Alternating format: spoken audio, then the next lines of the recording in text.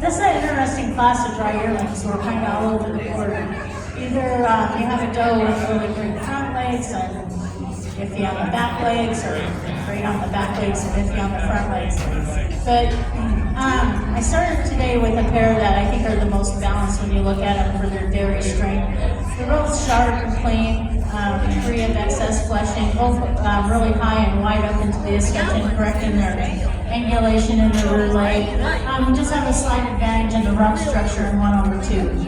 2/3, it was the way that she handled her back legs. She just is more open in the hocks. She's wider between the hocks. She has more correcting angle to the rear hocks than 3. 3 and 4 are type placing as well. We just have a little more uphill stature while on the move than 3 than over 4. Really similar style does when you look at them.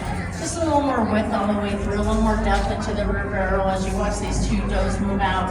I switched this pair because when you look at these, she's just more of the same style. She's a little deeper in the heart, showing us a little more depth into the rear barrel and her body capacity, and in her turn, she's wider up into the escutcheon.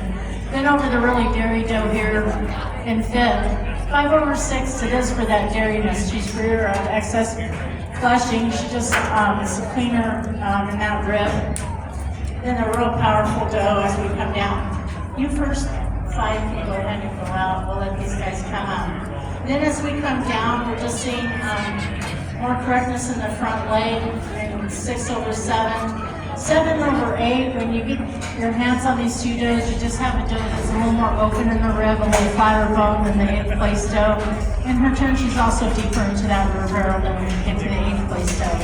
8/9, I really like this 9th place doe. I think she's just had a growth pattern where she's not walking as uphill. The black doe's walking a little downhill today, and the black and white doe is more uphill in her stature today as we see him move. It's a growth thing, but the black doe over the black and white doe, she's more correct in the front legs in her general appearance. She's just straighter in that front leg, toeing more forward than the black and white doe.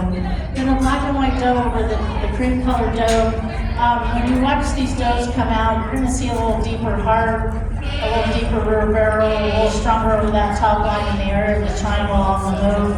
This next pair of does are a real balanced pair. They're just at that growth stage, they're probably starting their first cycles of heat, and so that's when they tend to change in their rear leg set. But they do have that advantage in depth in the heart and their general appearance, depth into the rear barrel, flatness of bone, width and strength over the rump, and our black doe here at the bottom of the line. Really nice class, interesting class of dry yearling Lamanchas. We're ready for our captain lineup.